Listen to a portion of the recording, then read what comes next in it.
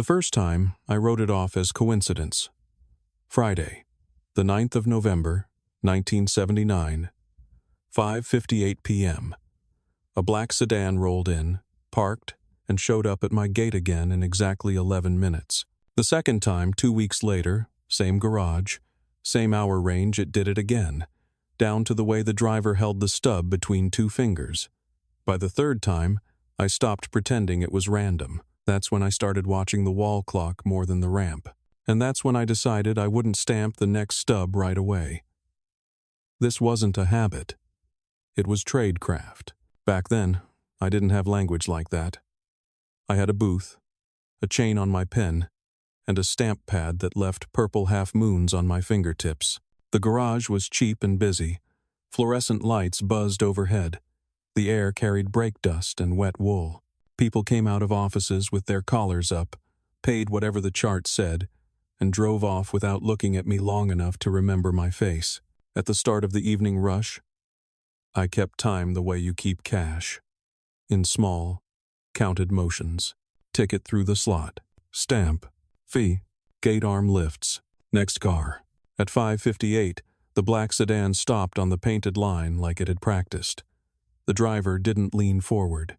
He didn't speak first. He waited until I was close enough to take the stub, then passed it to me, pinched between two fingers, edge first, as if it would stain him. I glanced at the print.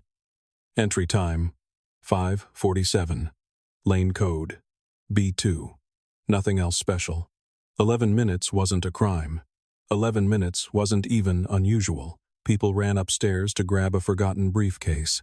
People changed their minds about where they meant to go. Still, the timing sat in my head the way a wrong note sits in a song. I pressed the validation stamp down. One dull thump. The ink circle landed a little off-center, like it always did when the pad started drying out. $2, I said. He slid cash through the slot, 2 $1 bills without taking out a wallet. No coins, no receipt. His eyes stayed on the gate arm, waiting for it to rise. I pushed the stub back toward him. He didn't take it. For a second, I held it there, half through the slot, thinking he just hadn't noticed. He looked past the paper, past my hand, toward the ramp as if the only thing that mattered was whether the arm would lift on time. I tapped the stub once with my fingertip. He pinched it again, folded it once down the middle, pressed the crease with his thumb, then opened it and slid it back, returning it to me like it had never been his. "You need it?" I asked. "No," he said, and that single word didn't move his face. The arm rose. He eased forward and disappeared up the ramp without turning his head. Abandoned stubs went into the bin by my knee. I could have dropped it in and been done with it before the next car even reached my window. Instead, I set it under the stamp pad, as if paper could be kept in place by habit. When the line thinned, I pulled it back out. The fold line stayed sharp. I smoothed it once with my palm. It sprang back into a crease like a memory you can't flatten. In the corner, the serial number sat like a small license plate. I opened my pocket notebook to a blank space and wrote only what the printer and the clock would swear to. Nov, 9:58 p.m. B. 2. 11 minutes cash stub returned. Then I tore a corner off an old rate sheet, wrapped the stub, and slid it behind the notebook cover where my supervisor wouldn't see it if he walked past. I didn't tell anyone. Not yet. I just marked the next Friday in the margin and wrote a time window beneath it. 5:56:10. 2 weeks later, on Friday, the 23rd of November, 1979, at 5:57 p.m., I heard the same tires on concrete again, and I kept my hand off the stamp. I came in early on Friday, the 23rd of November, 1979, and set my own clock. Not the one on the wall. That one was for everyone. Mine was the narrow window I'd written in my notebook. 5:56:10. At 5:44, I wiped the booth glass with a rag that smelled like old detergent. At 5:49, I squared the stamp pad so the handle faced my right hand the same way it always did. At 5:52, I counted the 1s and 5s in the drawer and put 2 crisp singles on top like bait. The fluorescent hum didn't change. The ramp didn't change. I did. By 5:56, the line at the gate was steady office types, tired faces, tickets softened by sweat. I stamped and took cash and lifted the arm and tried not to stare at the minute hand. Uden Wushitsiefen. The black sedan nosed into view like it had been waiting out of sight. Same clean stop on the painted line. Same headlights washing the booth. Same driver posture, shoulders still, chin level as if he'd rehearsed, looking unbothered. I didn't reach for the stamp. I leaned forward and waited. He held the ticket between two fingers again, edge first. He didn't wave it. He didn't flatten it. He offered it the way you offer something you don't want anyone to hold for long. I took it and let it sit in my palm without doing anything to it. He watched my hands. The printed entry time caught the light. 5:46. Lane code. B2. 1 minute earlier than last time. Like he'd adjusted the approach by habit. $2, I said, because the chart said it, and because I wanted his face to have to do something. He slid 2 $1 bills through the slot. Crisp again. No wallet. No coins. His eyes stayed fixed on the gate arm until they didn't. They flicked to the stamp handle. He waited for the thump. I kept the stub in my hand. The silence in the booth was small but sharp. Cars idled behind him, their engines rolling against the concrete like distant thunder. A horn chirped once, then stopped. The driver's jaw tightened, not angry, controlled. "You need it stamped?" I asked, like it was a favor I might forget. For the first time, he looked at me. "Just open," he said. He said it soft, like he expected the world to comply without raising its voice. I turned my wrist and angled the stub so he could see the blank space where the validation mark should be. Then, slowly, slow enough to make it a choice, I set the paper down on the counter. I watched his eyes follow it. My right hand hovered over the stamp handle and stayed there without closing. He didn't blink. He didn't glance back at the cars behind him. He didn't check his watch. He just held still, as if stillness was part of the transaction. Finally, I pressed down. Thump. Purple ink spread into the fibers, a clean circle that meant permission. The gate arm rose with its tired hydraulic sigh. He moved forward at once, smooth and measured, like the moment of delay had never happened. He didn't thank me. He didn't look back, but as he passed the booth window, he turned his head a fraction just enough that I saw his eyes go to my counter, to the ticket, because I hadn't slid it back yet. That was the other thing I changed. I kept it. Once his taillights disappeared up the ramp, I lifted the stub and ran my thumb along the paper's center. There it was again, a crease straight down the middle pressed deeper than a casual fold would make. He'd done it before he reached my window, or he'd done it so often his fingers remembered the exact line.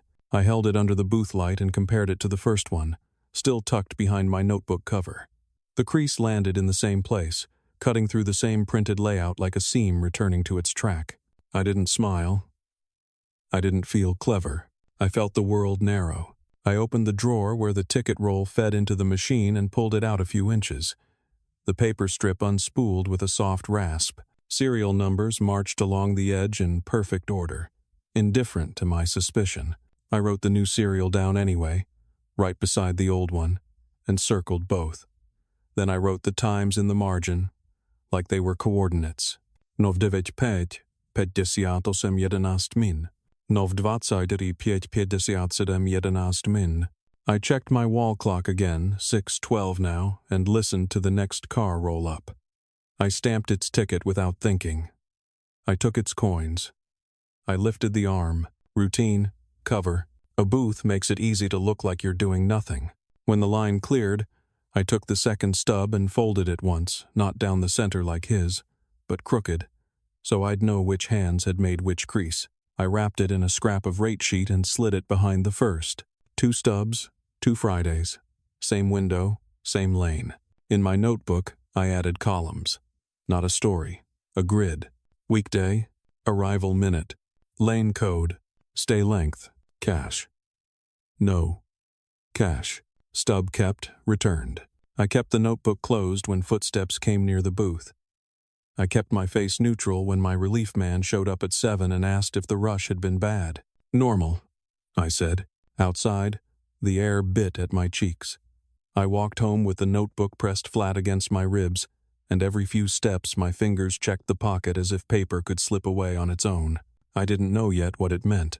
I only knew the next Friday was already marked. By Friday, the 7th of December, 1979, the garage had turned into a damp cave. Cold air spilled down the ramps in sheets. Warm exhaust rose back up in slow waves. Tires hissed on wet concrete. The fluorescent tubes buzzed harder when the temperature dropped, like they were angry about having to work. I came in with my notebook already open to the grid I'd drawn. 2 Fridays were inked in cleanly. I left space for a third line. I didn't need to guess the window anymore. I lived inside it. At 5:50, I set the stamp pad in the same spot and told myself I wasn't doing anything different. At 5:54, I checked the wall clock and forced my eyes away. At 5:55, a man in a wool hat paid with quarters and argued about the rate chart. At 5:56, a delivery van stalled at the arm, and the driver cursed under his breath. All of it normal. All of it useful, because normal meant cover. Wudan Wushitsiefen. The minute hand slid onto its mark. The black sedan appeared like it had been folded out of the dark. Same clean stop, same driver, same 2-finger hold on the stub. Only the entry time changed. 5:45 now. Lane B2 again. He was shaving minutes, like he was calibrating something. I took the ticket and didn't stamp it. The driver's eyes went straight to my right hand. Behind him, a line formed. Engines idled. A horn tapped once and stopped, as if the person thought better of being noticed. $2, I said. 2 crisp $1 bills slid through the slot. Again. No wallet, no coins, no look at the chart. His gaze stayed on the stamp handle like it was the only part of me that mattered. I set the stub down flat on the counter where he could see it. My hand hovered over the stamp and didn't close. He didn't speak right away. His jaw worked once, tight. The line behind him shifted. A muffled voice carried from the next car. Come on. The driver's eyes flicked to the mirror, one quick check of the ramp behind, then back to my hand. You're holding me, he said. It wasn't a complaint. It was a test. I'm doing my job, I said, and kept my voice even. His gaze stayed on me for half a second longer than it had the last 2 times. Then his eyes moved, not to the gate arm, but to the booth window past my shoulder toward the interior levels. Like he was listening for something down there. That was when a second car rolled into the garage, not to the exit gate down the entrance lane, visible in the mirror bolted to the corner pillar. A pale sedan, wrong color, wrong shape, but it entered with the same lack of hesitation. The attendant at the entry booth handed it a ticket, and it disappeared down the ramp toward level B. My driver saw it too. His posture didn't change much, just a small tightening in the shoulders, the way a man shifts weight when he knows a queue is late. He looked back at my counter. Stamp it, he said. I pressed down. Thump. Purple circle. Permission. The arm rose. He moved immediately, smooth as a train leaving a station. As he passed my window, he did the smallest thing, so small I would have missed it if I hadn't been staring at clocks for weeks. He glanced down at my counter, not at the cash. At the stub, because he hadn't taken it yet. I slid it toward him. He pinched it, folded it once down the center, pressed the crease hard, opened it again. No, he said before I could ask. Then he was gone. I held the stub under the booth light and felt the crease line catch my thumbnail. It landed in the same place as the others, straight through the paper's center like a seam somebody had ironed. I wrote the third line in my notebook without breathing through it. Deck 7, 5:57, 11 min. B2 cash stub returned. 3 entries. Same window, same stay length. Lane code, repeating like a drumbeat. Then I looked at the mirror again. The pale sedan had gone down to level B. I couldn't see the driver, but I could see the pattern of it. No wandering, no hesitation, no searching for a spot. The car turned with purpose, as if it already knew where it was going. At 6:08, the black sedan should have been back if it stayed 11 minutes. I watched the wall clock and pretended I was watching the rate chart. At 6:09, it rolled up to my gate, right on time. The pale sedan returned at 6:10, not to my lane, but to the neighboring exit arm, The one with the older sensor that sometimes stuck. It stopped, paid, left. No argument, no delay. 2 cars. 2 exits. Same small window. I didn't have their license plates. I didn't have faces I could swear to under oath. I had minutes. When the line cleared, I tore a blank page from the maintenance clipboard and drew the garage as I knew it. Ramps, turns, the exit arms, and the end spot on level B where the black sedan always seemed to go. I added arrows for the paths I'd seen in the mirror. I circled my booth like it was an island. Then I tucked the rough map behind the notebook cover with the 3 stubs. It felt ridiculous, carrying paper like it was a weapon. But paper was what the job gave me. Paper was what people left behind when they didn't want to be seen carrying proof. At 7, my relief came down and asked if the night had been quiet. Same as always, I said. Walking home, the cold cut through my coat seams. Steam rose from street grates. Every few steps, my fingers pressed the notebook in my pocket 3 stubs. 1 map, 3 lines of time that matched too well to be luck. I didn't know what the cars were doing on level B. I only knew I'd seen a second one arrive inside the window, and that meant the next time the window opened, I'd be watching for more than one set of headlights. The pattern broke its own rules on Tuesday, the 8th of January, 1980, at 12:18 p.m. I wasn't supposed to be on the gate at lunch. My shift was evenings. But the day cashier called in sick, and the manager pointed at me like I was a spare part. "Cover the booth till 2, he said. "Don't make it complicated." At midday, the garage sounded different. Less commuter rush, more quick stops, people grabbing files, dropping off parcels, running in and out with their collars open like the cold couldn't reach them in daylight. The line at the exit wasn't long, but it was impatient. Engines idled close. Drivers leaned on horns the way they leaned on armrests, without thinking. The wall clock still hung in the same place. The minute hand still moved the same slow way. I told myself I wasn't looking for anything. Then the window opened anyway.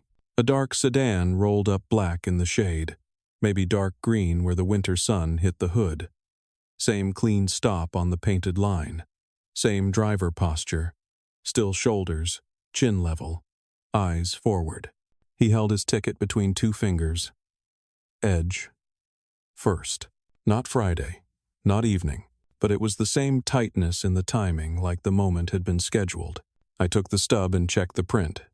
Entry. 12:09. Lane. B2. 9 minutes. 9 wasn't 11, but it rhymed. $2. I said. Because the chart didn't care about my notebook. He slid cash through the slot. 2 bills again. Crisp again. No coins. No wallet opened. Behind him, a woman in a beige coat leaned forward over her steering wheel, her mouth moving in a complaint I couldn't hear through glass. I pushed the stub back toward him. This time he didn't fold it. He set it down on my counter flat. No pinch, no crease, no thumb press. Just placed it like a receipt you leave at a diner when you don't want your name attached to the table. For half a second the paper lay there between us, clean and exposed, and I understood the change before I could explain it. Folding takes time. Folding leaves a tell. Flat is faster. Flat is quieter. "You want it?" I asked, and lifted my fingers in a small gesture that could be read as courtesy. He didn't touch it. "No," he said, and his eyes didn't stop at my face. They went past my booth, past the arm, to the street beyond as if the only safe thing was forward motion. The line behind him crept closer. I heard a horn tap short, angry. The woman's voice rose enough to catch one word through the glass. The pressure of other people's impatience pressed in on the booth like heat. It wasn't fear. It was exposure. Everything at lunch was louder, brighter, more public. A mistake would have witnesses. I slid the stub a few inches toward him anyway. He shook his head once. Polite. Final. "Open it," he said, nodding at the arm. I stamped the ticket. Thump. The ink circle landed and bled slightly at the edge, as if the pad was too wet. The gate arm rose with its tired sigh. He eased forward and disappeared into daylight without looking back. The woman behind him pulled up before the arm had fully settled. She shoved her stub through the slot like she wanted it gone from her life. "Can we go?" she said. Not to me, exactly more to the world. I stamped hers fast, took her coins, lifted the arm again. The next car rolled up, then the next. Midday keeps you moving because everyone can see you if you don't, but the flat stub stayed on my counter. When the line finally cleared, I lifted it and felt the dampness where the ink had smeared at the edge. The paper was thinner than it looked, already soft from being handled, and there, faint but present, was a crease line that wasn't freshly pressed, not like the hard thumb seam from November, a ghost of the same fold, not performed now, carried in. I flipped it over and read the serial. My eyes went to the wall clock without permission. 12:26. I checked the entry time again, 12:09. 9 minutes. The same kind of short stay, the same lane code, the same cash behavior, only shifted into a new day and a new crowd. I didn't put it in the bin. I opened my notebook under the counter where the manager couldn't see and added a new row. Then I added a new column because the pattern was widening and my grid was too simple to hold it. Weekday. Arrival minute. Lane code. Stay length. Cash. No. Cash. Stub kept returned. Shift context. Under shift context I wrote lunch. Public line. Then I wrote the entry the way I always wrote them, plain enough to survive doubt. Jan. Wit. Dues. D's iuet. PM. High D's B2 9 minutes cash stub left flat. I kept the stub and wrapped it in a scrap of rate sheet like the others. The paper stack behind my notebook cover was starting to feel real weight you could measure. At 1:05, my manager walked past the booth, glanced in, and kept moving. He didn't ask what I was writing. He didn't ask what I was keeping. At lunch, people assumed you were doing your job because they wanted to believe in the system that let them leave. When my relief finally arrived, he stepped into the booth and said, "Quiet? Normal." I said, because that word was safer than truth. I walked out into the cold daylight and felt the notebook press against my ribs like a second heartbeat. The pattern wasn't a Friday habit anymore. It wasn't an evening convenience.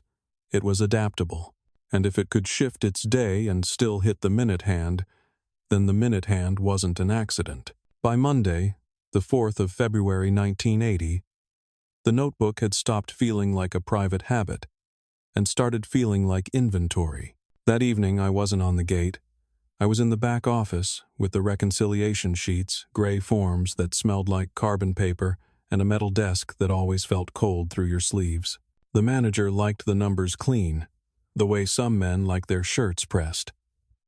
Not because anyone was looking, but because disorder looked like weakness. At 6:05 p.m., he dropped the deposit bag on the desk between us. Canvas, zipper, bank logo stamped in fading ink. "Count it," he said. I emptied the drawer into neat piles, 1s, 5s, 10s, coins in a coffee can. The stamp pad sat beside my elbow, lid half off, its purple surface shiny from use. I worked by touch and rhythm, the same way I stamped tickets fast enough to look indifferent. The totals came up wrong. Not wrong like a disaster. Wrong like a cough you can ignore for weeks. A few dollars over in one column, a few under in another. Small enough for anyone to shrug and blame it on rushed change during lunch, or a sticky coin slot, or the old sensor arm making drivers impatient. But my notebook had 3 Friday lines that were too exact to be luck, and a Tuesday lunch entry that proved the window could move. So I didn't shrug. I pulled the lane summary strip from the machine-thin paper, perforated, numbers marching in order, and laid it flat on the desk. The serials and timestamps ran like a spine.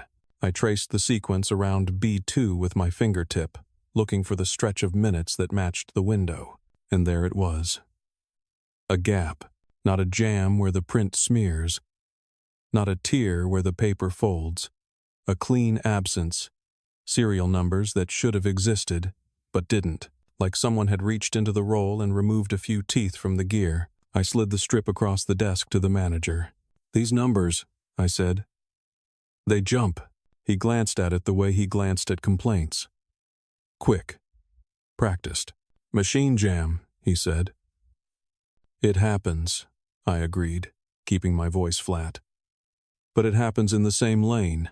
He leaned back, chair squeaking, and smiled without showing teeth. The smile didn't mean friendly.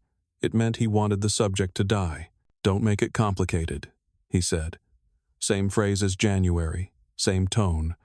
A warning wrapped in routine. I watched his hand drift toward the deposit bag, as if he could zip the problem shut. So I moved the problem somewhere he didn't control. I stood up, took the lane strip with me, and walked out like I was going for more forms. In the hallway, the air smelled like stale coffee and wet concrete. No one stopped me. In a garage, people assume you're carrying something you're allowed to carry. Near the gate booths, there was a trash bin meant for ticket scraps and coffee cups overflowing the way it always did when the shift got rushed. I crouched beside it and pushed aside a paper cup and a wad of damp napkins. Then I found what I was looking for without knowing I was looking for it. A torn strip of ticket paper, folded into itself like it had been crushed in a fist. The printing was incomplete, half serial, half lane code, and the perforation edge was ripped, not clean. I unfolded it carefully. Across the torn paper was a faint, purple circle, not a full validation mark. A partial impression, like someone had stamped it and pulled away too fast, or stamped against something uneven, or stamped a piece that wasn't supposed to be stamped at all. I held it under the light from the booth sign and tilted it until the ink caught. The mark sat in the same position my stamp landed when I pressed down hard, slightly off-center, the way my booth always printed. I fished deeper and found a second fragment, then a third, each one torn, each one imperfect, each one carrying pieces of serial numbers that should have been in the roll. It wasn't proof of spies. It wasn't proof of anything grand. It was proof that someone was handling the paper like it mattered. I slid the fragments into my coat pocket and went back to the office with my hands empty and my face ordinary. The manager was zipping the deposit bag. "You done?" he asked. "Almost," I said. I sat and filled the deposit slip date, total cash, total coins, then paused with my pen over the final line. The numbers on my sheet didn't match the feel of the drawer. Not by much, by enough. I wrote the official total anyway, the one that would keep the manager calm, and on a spare scrap I wrote the real count I'd seen before I corrected it. I folded that scrap small and slid it into my notebook behind the stubs. A mismatch, a hint. Something I could hold without waving it. When the manager left, the second attendant, Pete, night shift, always smelling of cigarettes, leaned in the doorway and watched me gather the forms. "You still on that clock thing?" he said. I didn't answer right away. I stacked the papers, squared the edges. The action gave me time. Pete nodded toward the ramp. 2 cars last week, he said. Didn't park. Just idled down there by the turn, like they were waiting for a signal. Then they left. "Which level?" I asked. "B," he said. "End of the row. Same damn spot people fight over when it's full." He said it like gossip, but he didn't smile. His eyes slid away from mine like he regretted speaking at all. I opened my notebook in the shadow of the desk lamp and added one more note under the grid. No story, no adjectives. Pete. 2 cars idling. Level B turn. Waited. Left. Then I took the torn ticket fragments from my coat pocket and spread them on the desk one by one. Paper doesn't look like much when it's torn. It looks like trash. But the purple half stamp on the edge of one piece lined up with the faint arc on another, like 2 halves of a circle trying to become whole again. The serial fragments, broken numbers, looked like teeth knocked out of a mouth. I wrapped the pieces in a blank reconciliation sheet, folded it twice, and slid it behind the stubs where the hard center creases lived. Paper on paper. Evidence hiding inside routine. Before I left, I put the stamp pad lid on tight and pressed down once with the handle not stamping anything, just feeling the thump through the desk. A ritual, a sound, a way of measuring whether my hand was steady. Out on the floor, the booth clocks kept ticking for people who didn't care what time meant. I did. The notice arrived on a Wednesday, the kind of day that makes you forget what the week is supposed to feel like. It was the 12th of March, 1980, just after opening. The garage was still mostly empty, only a few cars tucked along the walls like they wanted to be ignored. The ramps were damp from overnight thaw. Somewhere down on level B, a drip hit a puddle at regular intervals, a small clock you couldn't shut off. My manager called all of us into the back office. Not the full staff meeting room, too public. The back office where the safe sat under a coat rack, and the air always smelled faintly of ink and old coffee. A man I hadn't seen before stood by the desk, gray suit, no tie clip, hands clean, nails trimmed. He held a folder the way you hold something you'd rather not touch. The manager didn't introduce him. That told me more than a name would have. He set a typed page on the desk and smoothed it with his palm until it lay flat. The paper was thin and official-looking without being dramatic about it. No flourish, no apology. He tapped one line with the side of his index finger. "Your lane sequences," he said. "They don't reconcile." The manager's smile arrived late. "Machines jam," he said, like he'd rehearsed it. The man didn't nod. He didn't argue. He just turned the page in the folder and revealed another sheet numbers in columns, lane codes, time blocks. He tapped again, lower this time, and his fingertip landed on two letters that made my stomach tighten. B2. I watched the stamp pad on the desk like it might speak for me. The lid was closed. The handle sat upright. The whole thing looked innocent. "We're doing a routine revenue review," the man said. His voice was steady, not threatening worse than threatening, because it didn't need to be. Short gaps happen. Repeating gaps in one lane happen for a reason. The manager cleared his throat. "We run a lot of volume." The man's eyes didn't move to the manager. They moved to us, one by one, as if he were counting tools on a bench. "Who works evenings at the exit gate?" he asked. No one answered fast. Silence is a habit in places where people don't want their name attached to anything. The manager's eyes slid to me. I felt my notebook in my coat pocket like a flat stone. "I do," I said. The man nodded once, as if I'd confirmed a number. He asked about shift schedules, about who swapped with who, about what we did when the sensor arm stuck, about what a jam looked like when it happened. All questions that sounded harmless until you realized he wasn't collecting stories, he was collecting procedures. When he asked about abandoned tickets, the manager shrugged. "Trash," he said. "People don't keep them." The man looked at the trash can in the corner of the room. It had a liner bag folded neatly over the rim. It was empty, like it had been emptied for him. His eyes returned to me. "Do you keep any?" he asked. It wasn't a trap with teeth. It was a door you could walk through or not. I saw the Tuesday lunch line in my head, horns, daylight. The stub left flat on my counter like a dare. I saw the torn fragments with the half stamp, the missing teeth in the lane roll. I saw the manager's mouth forming. "Don't make it complicated," I said. "No." The manager exhaled, almost relieved. The man didn't react. He closed his folder and said, "We'll be back." Then he did something that turned the room cold without raising his voice. He handed the manager a small, rectangular cardboard box, plain brown, no markings. The kind of box a camera comes in, or a light fixture, or a tool you pretend not to recognize. "Security upgrade," he said. "Mount it so it covers the exit lane and the booth counter." The manager nodded too quickly. "Sure," he said. The man left. The door clicked shut. For a second, no one moved. The only sound was the drip downstairs and the faint hum of the fluorescent lights. Then the manager looked at me. "You didn't hear anything," he said. He wasn't asking. I nodded like a man who understood his job. That afternoon, when the office emptied out and the manager went to lunch, I did what I'd been doing for months. I used routine as cover. I took a stack of rate sheets to the booth. I wiped the glass. I checked the stamp pad ink level. I moved the cash drawer coin tray 1 inch and moved it back. Ordinary motions, invisible motions. Then, when the floor was quiet enough that footsteps would have echoed, I reached into my coat pocket and pulled out my notebook. I didn't copy everything. I didn't dramatize it. I tore a single page from the back where the grid was cleanest. Fridays, minutes, B2, short stays, and folded it into thirds until it was small enough to hide in my palm.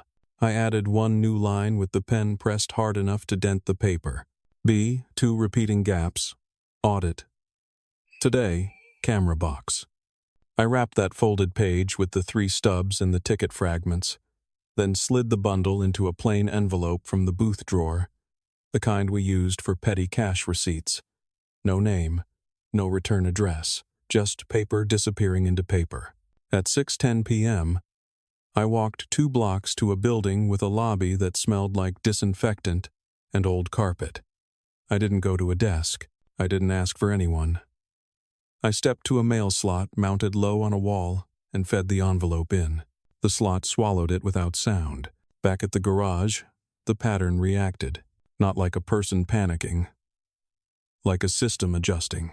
That Friday, the familiar cars didn't come in at 5 to 57. The window stayed open and empty. At 6:06, a different sedan entered wrong color, wrong posture, and parked in a different row on level B. It stayed 6 minutes and left without folding anything. Shorter stay, different slot. Same, quiet purpose. When I stamped its ticket, the thump felt louder than it should have. By the next week, the box was mounted above my booth window, angled down toward my hands. A small black circle where a lens lived. A wire threaded into the ceiling like a vein. The manager called it a security upgrade, the way the suit had. He said it with a smile that didn't touch his eyes. I kept stamping. I kept taking cash. I kept my face neutral, but my attention had shifted.